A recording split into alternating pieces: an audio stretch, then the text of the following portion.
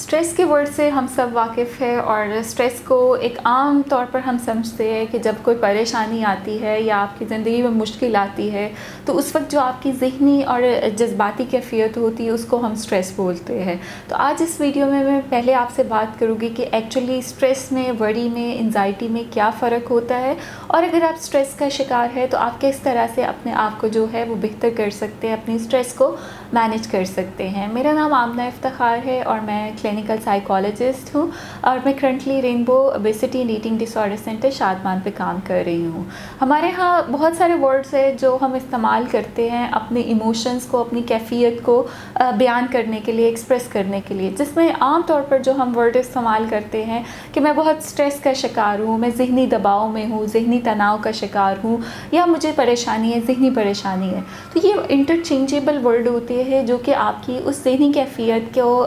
के बारे में हम इस्तेमाल करते हैं जब आप किसी ऐसे टाइम में से गुज़र रहे होते हैं जहाँ पर आपको चैलेंजेस हैं, जहाँ पर चीज़ें आपसे मैनेज नहीं हो रही या आपकी जो रूटीन है वो आउट ऑफ कंट्रोल होना शुरू हो जाती है। तो उस टाइम जो आपकी एक ज़हनी कैफियत होती है, आप दबाव में चले जाते हैं, आप स्ट्रेस में चले जाते हैं और अक्सर औक़ात वो परेशानी की तरफ भी या डिप्रेशन की तरफ भी जा सकती है। अब उसके साथ जो आपकी जज्बाती कैफियत होती है, जो आपकी इमोशनल स्टेट होती है, वो अनसर्टेनिटी की होती है, आपको फ़िक्र होती है, आप खौफ के अंदर मुब्तला हो जाते हैं कि आने वाली सिचुएशन में क्या चीज़ होती है। तो stress is a common human reaction. हम सब के अंदर जो इनेट इमोशंस होते हैं उसी में हमारा एक स्ट्रेस रिएक्शन होता है। जब भी आपकी अनफेमिलियर सिचुएशन आती है, चैलेंजिंग सिचुएशन आती है, तो उसके अंदर आपका जो माइंड होता है वो ऑटोमेटिकली आपकी बॉडी को स्ट्रेस में लेकर जाता है। अब स्ट्रेस का हर एक रिएक्शन मुख्तलिफ होता है। कुछ लोग स्ट्रेस को अच्छे से मैनेज कर लेते हैं, कुछ लोग स्ट्रेस में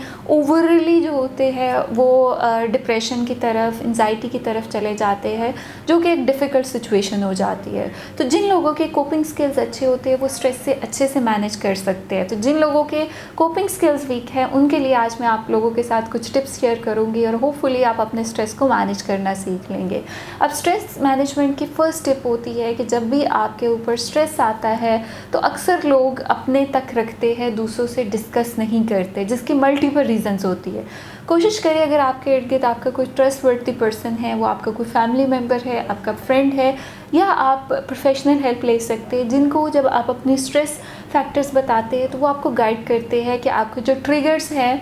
आप उनको आइडेंटिफाई करें और स्ट्रेस को मैनेज करें। दूसरी इसमें टिप होती है कि जब आप स्ट्रेस का शिकार है तो कोशिश करें कि अपनी थिंकिंग को पॉजिटिव रखें। अगर आप पॉजिटिव सोचते हैं, अगर आप अपने लिए एक पॉजिटिव वे अडॉप्ट करते हैं तो उसमें आप देखोगे कि स्ट्रेस को मैनेज करने में ये एक बहुत हेल्पफुल टूल होता है। जितनी आपकी मोटिवेशन हाई होती है, जितनी आपके अंदर पॉजिटिविटी होती है, उतना आप स्ट्रेस को अच्छे से मैनेज कर सकते हो। तीसरी इसमें मैं टिप आपको दूँगी स्ट्रेस मैनेजमेंट में कि जब भी स्ट्रेस आती है तो एक अपना प्लान ऑफ एक्शन ज़रूर बनाएं, जिसमें आपने अपने स्टेप डिवाइड करने हैं कि from where I have to start, इसके इन बिटवीन मैंने किस किस तरह से हेल्प जो है वो इक्विप्ड करनी है और मैं इसको मैनेज कर सकता हूँ। तो कभी भी विदाउट प्लानिंग आप अपनी स्ट्रेस को मैनेज करने की कोशिश ना करें। एंड लास्ट चीज़ मैं आप लोगों को कहूँगी जो आपको स्ट्रेस मैनेजमेंट में हमेशा हेल्प करती है कि जैसे मैंने बताया कि आपको उसको एक पूरा डिज़ाइन करना चाहिए कि किस स्टेप्स में आपने लेकर चलना है। तो इसमें साथ में आपकी सेल्फ एवेल्युएशन बहुत इंपॉर्टेंट होती है